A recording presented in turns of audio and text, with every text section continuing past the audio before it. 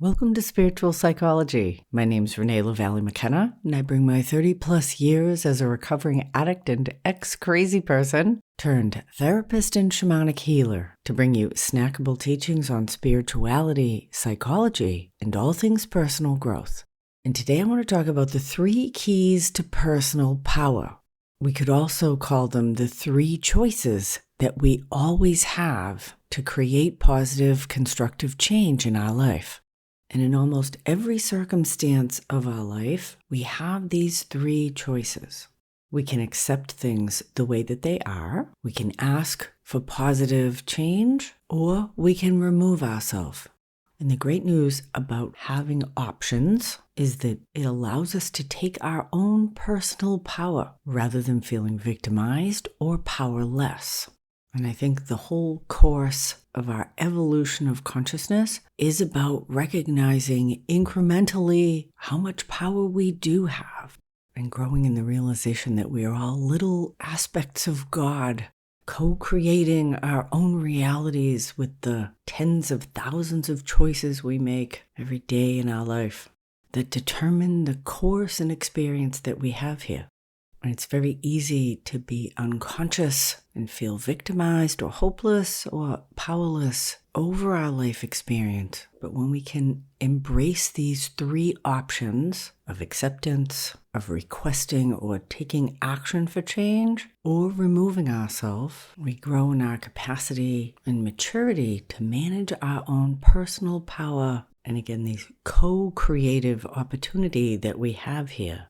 And I say co-creative because we are part of a larger system. Lots of times we want control, which is somewhat of an illusion because we are, again, part of a system. So we have input into what happens. But there's a larger wisdom happening here that when we can align ourselves with it, then we can get into a flow of life that's often much more interesting and fulfilling in its unfoldment than we might imagine for ourselves at any given time point, because we can't see the future, but it is unfolding. And I'm reminded of the serenity prayer, probably the first, maybe the second prayer I learned. I'm sure I knew the Lord's Prayer at that point. And the serenity prayer points to these aspects of personal empowerment and asks us to grow in wisdom. So the serenity prayer, if you're not familiar with it, goes, God, grant me the serenity to accept the things I cannot change, the courage to change the things I can, and the wisdom to know the difference. And coming to acceptance is often radical personal change in itself.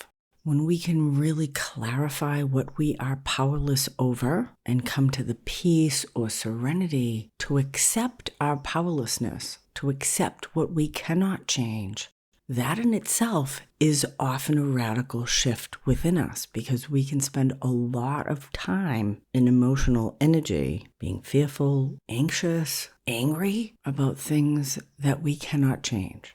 I did a podcast on hopeless hope, number 156, and hopeless hope is the shadow side of hope, and I'm a very hopeful person, but hopeless hope is where we are placing our desires, our aspirations, our own well-being, and our hope in people and circumstances that probably are not going to change.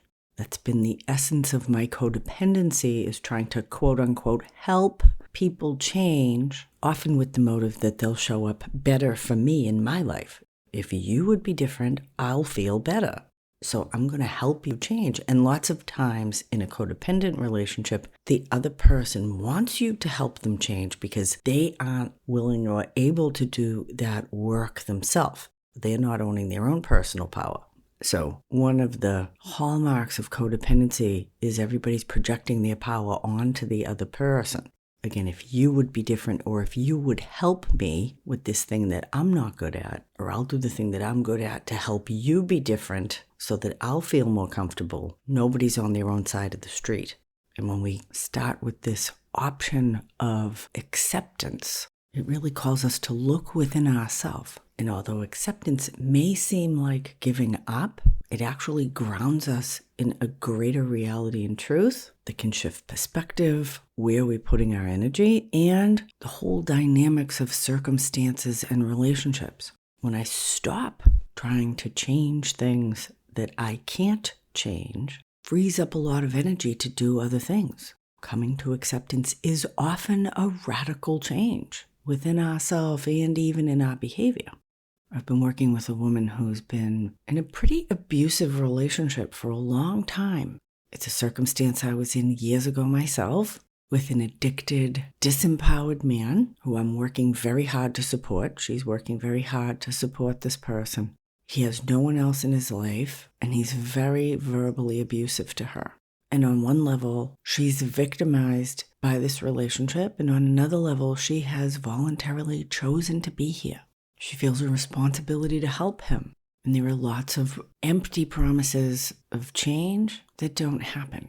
He's very controlling and obsessed with her, and although she's still pretty unconscious about it because he's such a disaster, it's very easy to point the fingers at him, and she's actually ready now and in a place to take personal responsibility and realize that she has the capacity to leave. And she's gone through these 3 options of accepting that the relationship is not going to change, of making positive changes in her own life. She's in recovery from her own addictions, spending more time with friends and doing things she enjoys. That's the asking for change, even though he doesn't like it. And now finally she has decided to remove herself. And there's still, of course, a lot of blame on him. And he is quite a jerk. But the real work is going to be looking inside herself and asking why she chose this person and why she has stayed so long. Not in a blaming way, but in a self-discovering way, to look at our own negativity and where we're being called to grow and evolve. That's where our power lies. And the cycles of abuse that many people are caught in come from these unconscious places of our own inner negativity, unworthiness, guilt or shame. And when we turn and face those things within ourselves, that's where the real change starts to happen. Certainly we need to change the outside circumstances many times in our life, but just changing the outside is often not enough. We can do what's called switching seats on the Titanic by leaving one difficult circumstance and choosing the same difficult circumstance in another flavor, because we think the problem exists outside of us rather than recognizing that our picker is broken.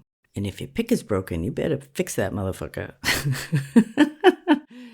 And it can be fixed. And that's what good therapy and spiritual practice and self-inquiry is about. And one of the big tenets of acceptance is honesty, self-honesty, accepting what actually is, internally and externally, owning what's functional and dysfunctional in our life. And it's important to own both, and we all have both. We all have things we're good at and things we suck at, and we can lean into and strengthen the things we're good at. And the real challenge for most of us is to be able to open up and look at the things that are underdeveloped in us, to release old negative attachments and resolve unresolved emotional issues so that we can be more present in this co-creative process and not just repeating old patterns unconsciously, rolling along with the wheel of samsara. So Mary Ellen may leave Danny, but if she doesn't change within herself, she's just going to find Fred, who's going to do the same thing again. But if she changes within herself, then she can choose differently going forward. I know for me, accepting people or circumstances, even in the larger world, can bring tremendous peace. And acceptance for me often involves grief, letting go of my hopes, of my dreams, of my delusions around, again, a relationship or a circumstance, being willing to let go of my own ideas and be with what actually is. And there's often a letting go process involved in that, but on the other side of what might be grief, there is a greater peace and grounding. And again, this freed up energy to make different choices. There's this wonderful little phrase in Al-Anon where they say, mind your own business and get some business to mind. I know in my very dysfunctional first marriage, to an active addict once we got divorced and I filed bankruptcy and really started to do this self-inquiry within myself about why did I pick this person? What was my part in this craziness of a marriage? And instead of jumping into another relationship, which was a pattern that I had, I took some time for myself, had a period of actually intentional celibacy, and I realized that being in that really dramatic, dysfunctional dynamic was a distraction from the things I was actually afraid of doing in my life, like going to graduate school, writing a book, starting a career as a therapist. I was way too busy putting out fires, and there was a lot of them. He was walking around with a gasoline can, flicking matches all over the place. And I'm behind him with a fire extinguisher. I was way too busy putting out fires to pay attention and to actually do the scary things in my own life. And I was pretty unconscious about that, but once I saw it, I realized, oh, this is like a hobby. And I accepted and removed myself, and then I had the energy to actually pursue my own goals and dreams in my life, which can be a daunting and terrifying thing, actually. But if we want something different, we have to do something different. And that often requires us to go outside our comfort zone, which is uncomfortable. And learning to tolerate discomfort is probably one of the most important things that I have learned in my adult life. So the second key or option that we have, which is to ask for change, that can be both internal or external. Making steps for positive change, like the Serenity Prayer points to, change the things I can. What can I do differently? How can I own my own power? Now, we may need to ask for change from others. And in order to do that, we need to look within and get clear about what it is that we want and need. More of that introspective work, and it can be quite illuminating to spend time asking, what is it that I really want or need here? I worked with this couple for a long time, and they had a really beautiful and functional exterior of their life. They had a nice house. They both worked. They had cars and took vacations, but there was an emptiness between them. They had almost no sex life and very little emotional connection. And there was a lot of bickering back and forth. And he thought everything was pretty okay as long as she was happy, but she was not happy, and so that made him unhappy. And she was the driver of their couple's work, and over time she was able to clarify what she really needed. And we boiled it down to some very simple things. She needed a sexual relationship, and she needed an emotional relationship. And he said, I would like to grow in those ways as well. And they did a lot of really great work together.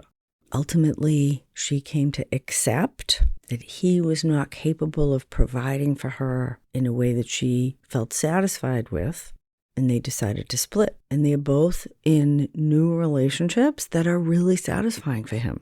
He's with a partner that is much more aligned with him sexually and emotionally, and she is as well. And so each of these keys or options to accept, to ask for or create positive change, or to remove ourselves, they all move us forward in the flow of life. And so where do you need the serenity to accept what you cannot change? Where do you need courage to change the things you can? And where do you need the wisdom to know the difference? Serenity, acceptance, change, and wisdom. Essential principles we can all use on a regular basis. Thank you so much for listening. I'm working on scheduling groups, teachings, and offerings for the upcoming year in my budding Open Door Growth community. Click the link in the show notes and join us on Patreon. You can join free if you just want to check it out, and there are different tier offerings depending on how much you want to receive. If you'd like to find out if a block of spiritual psychology work might benefit you in your life, shoot me an email, info@reneemckenna.com, and I can help you grow in acceptance, wisdom, and courage in your life. Blessings on your path until we meet again. This is Renee LaValle McKenna for Spiritual Psychology.